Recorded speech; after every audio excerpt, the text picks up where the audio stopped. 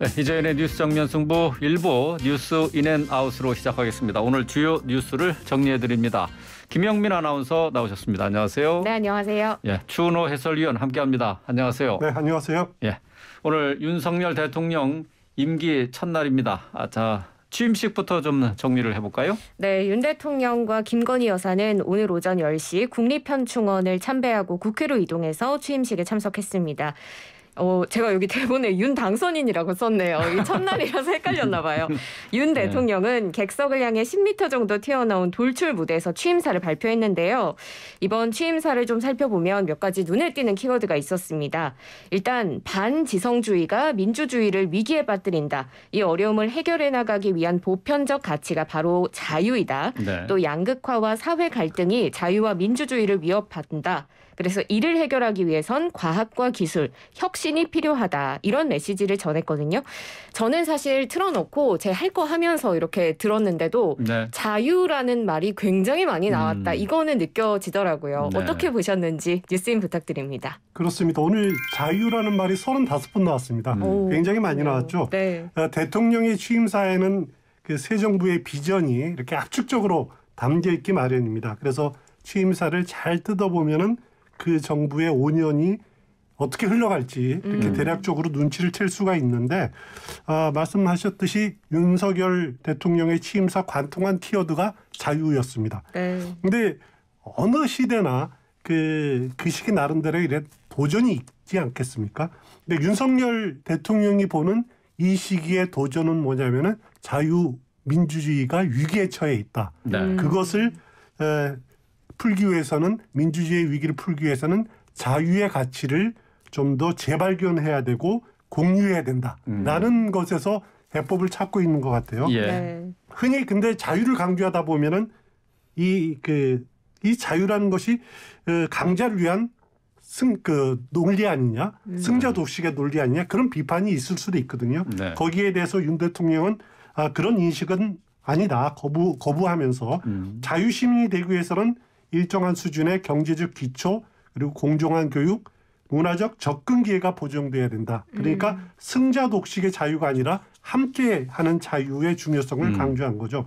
저는 개인적으로 윤석열 대통령의 오늘 취임사를 보면서 느낀 거는 우리 사회의 보수주의가 새로운 옷을 입고 있는 것 아닌가라는 생각이 들었습니다. 네. 과거 박정희 시대의 유물 그리고 박근혜 전 대통령까지 이어진 한국의 보수주의라고 하면은 국가 주도의 개발 독재 그리고 또 반공에 기반한 그 보수주의였다라면은 어떤 면은 이제 이명박 전 대통령이 약간 그 맛을 보이기도 했지만은 윤석열 대통령 시대에 뿌리를 내리게 될 그 보수주의의 모습은 자유주의적 민주주의가 아니냐. 예. 자유주의적 민주주의에 기반한 보수주의가 아니냐라는 생각이 들고요. 네. 그래서 윤석열 시대의 비전은 개인의 능력에 따라서 개철에 용나는 사회를 만들겠다라는 것이고 그러기 위해서는 공정한 기회가 보장돼야 된다라는 것입니다.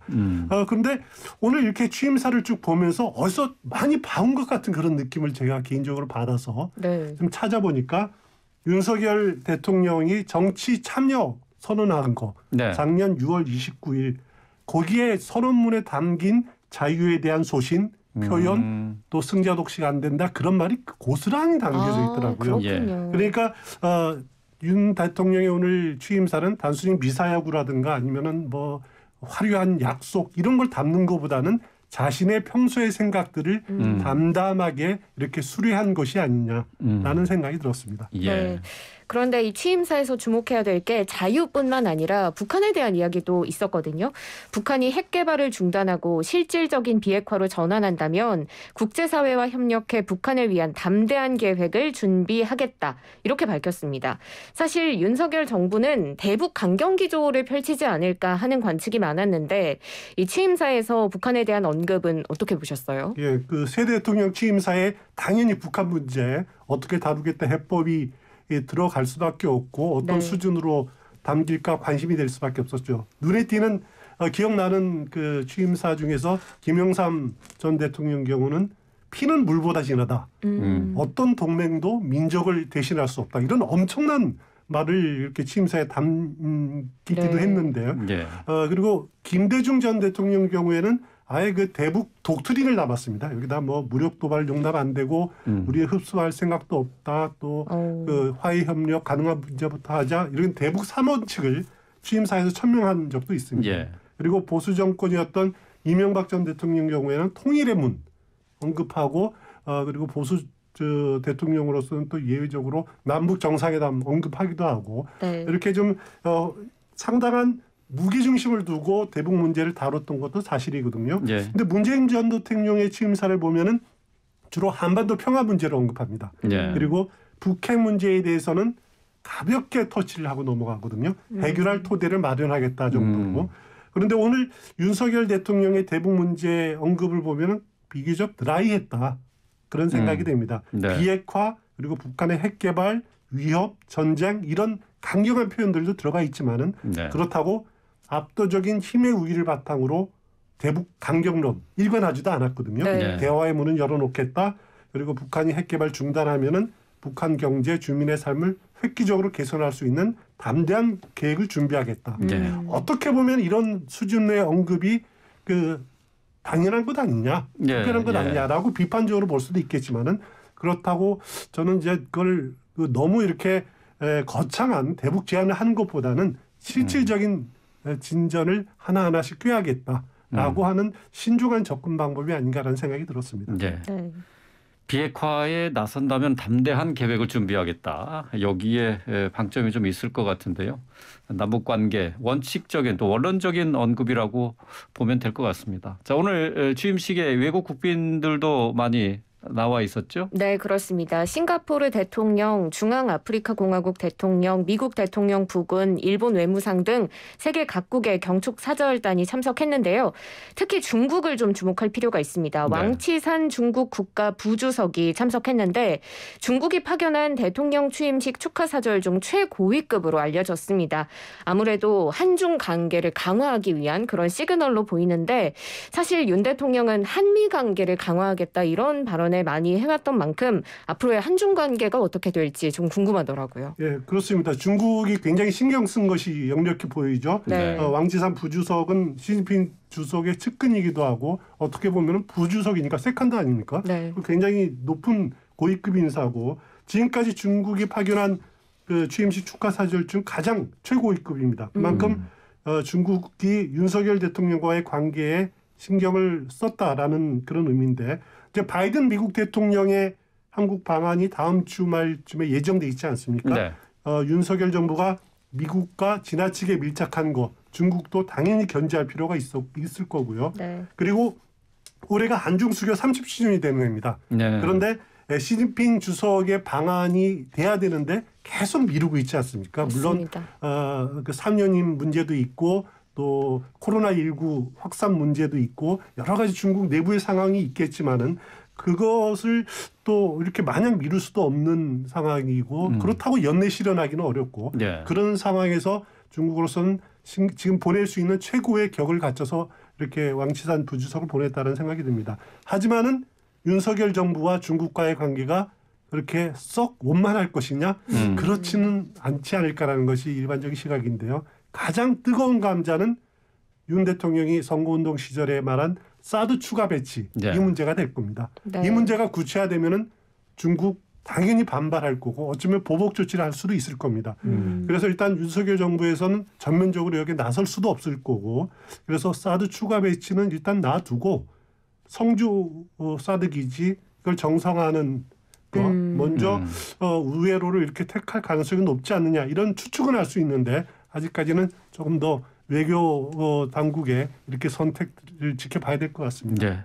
뭐 윤석열 정부에서는 아무래도 미국과의 안보 동맹 강화가 강조되지 않을까 싶기 때문에 중국과의 관계는 좀 미묘한 줄타기가 계속되지 않을까 그렇게 예상을 해볼 수가 있을 것 같습니다. 자, 취임식이 끝나고 윤석열 대통령 그리고 김건희 여사가 용산 집무실로 향했죠. 네, 그렇습니다. 용산에 도착해서 집무실로 가기 전에 인근 쉼터와 어린이 공원에 들러서 지역 주민들 또 어린이들을 만났고요.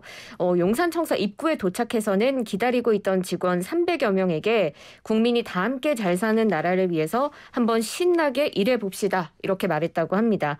또 용산청사 5층에 마련된 임시 집무실에서 공식 업무를 시작했는데 1호 안건은 한덕수 국무총리 후보자 임용 동의안 제출 안건에 서명하는 것이었습니다. 아무래도 지금 한 후보자의 임명 동의안이 국회에 표류하고 있는 상태라서 이 임명 동의를 촉구한 것 같은데요. 첫 안건 어떻게 보셨는지 뉴스엔 부탁드립니다. 저는 몇 번 뉴스에 나와서 당연히 1호 안건이 이 안건이 될 것이라고 네. 말씀드린 적이 있는데 네. 왜냐하면은 한덕수 후보자에 대한 인사청문회 그리고 장관 후보자에 대한 인사청문회 진행됐지만은 그거는 당선인 신분에서 인사청문회를 요청할 수는 있습니다. 하지만 임명 동의를 요청할 수는 없습니다. 그러니까 국무총리 후보자에 대한 임명 동의는 대통령만이 할 수 있습니다. 그렇기 때문에 새 대통령으로 취임하는 첫 번째 서류는 국무총리 후보자에 대한 임명 동의안에 서명해서 그것을 국회에 보내는 것이 당연한 첫 번째 그 서류가 될 겁니다. 네. 일각에서는 그 코로나19 소상공인 지원을 위한 추경 예산안에 그 서명하는 것 아니냐라고 그 분석을 하는 기사도 봤는데 그건 네. 잘못된 접근이고 왜냐하면은 그러려면 국무회의에서 심의 의결을 거쳐야 되거든요. 아직 국무회의가 새 내각의 국무회의도 구성이 안 된 상황에서 있을 수가 없는 거죠. 근데 어쨌든 한덕수 국무총리 후보자에 대한 임명 동의안이 국회로 넘어가기 때문에 여야 또 박병석 국회의장 아주 뜨거운 감자를 어떻게 처리하느냐 이거 지켜볼 일입니다. 언제까지 미뤄둘 수도 없는 과제 아니겠습니까? 네. 그렇다고 국민의힘과 민주당이 지금 단계에서 보면은 협상할 여지 또 타협할 여지 좀 물러설 여지 전혀 없어 보이지 않습니까? 그렇죠. 그렇지만 정부의 기능이 이렇게 무력화되는 걸 언제까지 놔둘 수는 없는 거죠. 그런 네. 국회라면은 사실 있으면 안 한 국회죠. 없어지는 게 낫겠죠. 네. 그렇기 때문에 저는 개인적으로는 윤석열 대통령의 정치력이 필요하다. 그게 무슨 말이냐면은 이제 정부가 이번 주 중에 아마 국무회의 거쳐서 코로나19 소상공인 지원을 위한 추경 예산안을 확정을 해서 국회에 보낼 겁니다. 그러면은 국회 본회의에서 정부 측에서 시정연설을 하게 됩니다. 네. 보통 추경안에 대한 시정연설은 국무총리가 하게 되거든요. 네. 이번에는 아마 추경호 경제부총리 또 국무총리 권한대행이 그 직무대행이기 때문에 하게 되겠죠. 네. 하지만 더 나아가서 윤석열 대통령이 직접 하는 게 어떻겠냐라는 거죠. 직접 국회에 가서 자신의 공약인 코로나19 지원 문제 이것을 의원들을 상대로 설득을 하고 네. 또 새 정부 내각 출범에 협조해달라 한덕수 국무총리 후보에 대한 임명 동의안에 협조해달라라고 여야 국회의원들을 상대로 호소를 하고 박병석 국회의장을 만나서 당부를 하고 하는 모습을 보이면은 어쩌면 이것이 협치의 단초가 되지 않을까. 네. 예. 그럴 수도 있다. 그래서 윤석열 대통령이 너무 이렇게 격식 따지지 말고 네. 한번 이런 식의 접근해보는 것도 바람직하지 않을까라는 네. 생각입니다. 예. 네.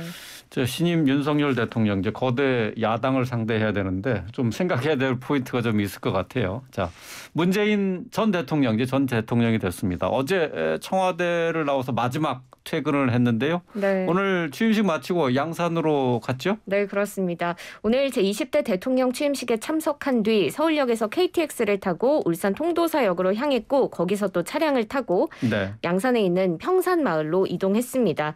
도착해서도 주민들과 인사를 나눈 것으로 알려졌고 서울역에서도 이제 몸은 얽매일지 모르지만 마음만은 정신만은 훨훨 자유롭게 날겠다라고 마지막 인사를 전했거든요.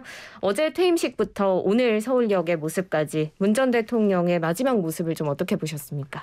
문재인 대통령은 참 행복한 전직 대통령이다라는 생각이 드는데요. 어제 퇴임식부터 오늘 그리고 또 서울역에 또 이제 귀향길인 울산 통도사역 그리고 양산 평산마을까지 많은 지지자들 네. 그리고 또 환영 인사들이 이렇게 뒤섞여서 아쉬움과 기대감 속에서 보내고 맞아주고 굉장히 행복한 전직 대통령이다라는 생각이 들었습니다. 네. 문재인 전 대통령이 이제 모든 거 정말 훌훌 털고 그렇게 지냈으면 좋겠다는 생각이 들고요. 문재인 전 대통령이 그 운명이라는 책을 쓴 적이 있죠. 여기에 보면은 언급한 내용을 잠깐 말씀을 드리면은 이런 표현이 있습니다. 대통령은 여기서 대통령은 노무현 전 대통령입니다. 대통령은 유서에서 운명이다라고 했다. 자신은 이제 속으로 생각했다. 나야말로 운명이다. 그러니까 문재인 대통령만은 운명이다. 당신은 이제 운명에서 해방됐지만 나는 당신이 남긴 숙제에서 꼼짝 못하게 됐다. 이런 말을 한 적이 있는데 네. 이제 문재인 대통령도 운명에서 또 숙제에서 해방됐다. 그렇기 그러네요. 때문에 진심으로 축하드리고 본인이 원하는 대로 잊혀진 대통령이 되기를 진심으로 바랍니다. 네. 예. 자, 문재인 전 대통령 양산으로 갔는데요.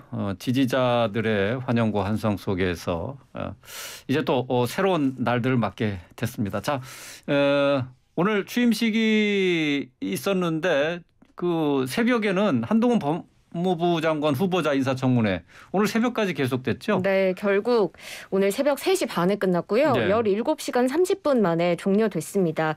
민주당은 청문회가 끝나고 나서 자료 제출이 제대로 되지 않았고 서면 질의에 대한 답변도 거의 한 줄짜리 답변이 많았고 또 청문회장에서의 답변도 회피하는 게 많았다면서 부적격하다라는 입장을 보였고 국민의힘은 사실 바로 이제 보고서를 채택해달라는 입장이었는데 좀 맞붙고 있는 상황인 것 같습니다.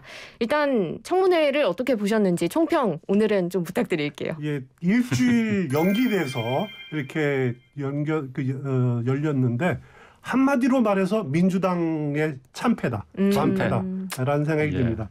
민주당 의원들이 어제 인사청문회에서 새롭게 제기한 의혹 없었습니다. 그리고 언론에 제기됐었던 언론 보도를 인용하는 수준이고 확인하는 수준이었고 또 어떻게 보면 그걸 제대로 인용도 못하는 그런 준비 부족의 모습을 보여줬고 민주당 의원들이 그 된 이유야 자료 불성실했다 그리고 답변 부실했다 핑계댔지만은 그거 예상 못했을까요? 그 한동훈 법무장관에 대한 인사청문회는 법제사법위원회에서 하거든요.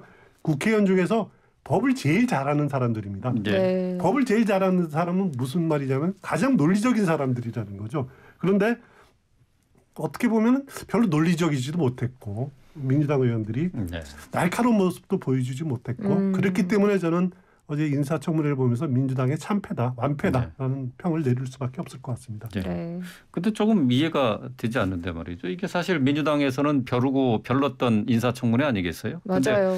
근데, 어제 청문회 과정에서 민주당 의원들, 청문위원들이 사실관계를 잘 확인하지 못해서 맞아요. 실수를 해서 계속 지금 화제가 되고 있어요. 워낙 뉴스에서도 많이 다뤄졌기 때문에 많이들 아실 거라고 생각이 드는데요. 최강욱 의원은 한 땡땡을 한 아무개라고 했어요. 그러니까 한 후보자가 이게 이름이 아니고 한국 3M 같다 이렇게 정정하는 일이 벌어졌고 김남국 의원은 이모 교수를 이모랑 했다 이런 식으로 이제 또 이야기를 했었죠. 또 김영배 의원은 딸이 어떻게 2만 시간이 넘는 봉사활동을 했냐 이렇게 공격을 했는데 그 기관 단체 전체 봉사활동이 합쳐서 2만 시간이었던 걸로 또 확인이 됐고요. 이수진 의원도 약간 태도에 있어서 지적을 많이 받으시더라고요. 네. 잘 새기겠다라는 한 후보자의 발언에 지금 비꼬는 거냐 이렇게 맞받아치는 모습을 보이기도 했는데 사실 기본적인 사실관계인 거라서 아쉽다는 평가가 많습니다. 어떻게 보셨나요? 예, 날카롭게 파고들지 못하면은 제대로라도 해야죠. 그런데 제대로도 못했다, 기본적인 것도 못했다라고 하는 비판이 많은 것 같습니다. 어쨌든 민주당은 한동훈 후보자에 대한 인사청문회 보고서 그 채택에는 반대할 겁니다. 네. 뭐 날은 따로 잡는다고 그러지만은 이미 그 기간을 이제 넘겼기 때문에 그러면 윤석열 대통령이 재송부해달라고 하는 날을 정해줄 거고 그것이 넘어가면은 임명을 강행할 여건은 됩니다. 하지만 앞서 말씀드린 한덕수 국무총리 후보자와의 임명 동의와 이 문제가 사실상 연계가 돼 있기 때문에 다소 시간을 가지고 이렇게 판단할 가능성도 있습니다. 예. 네. 자, 한동훈 법무부 장관 후보자 청문회와 관련해서 민주당이 오히려 역풍을 맞는 것 같은 그런 분위기가 됐는데 말이죠. 오늘 뉴스는 여기까지 해서 정리를 마쳐보겠습니다. 김영민 아나운서 또 추은호 해설위원이었습니다. 고맙습니다. 고맙습니다. 고맙습니다.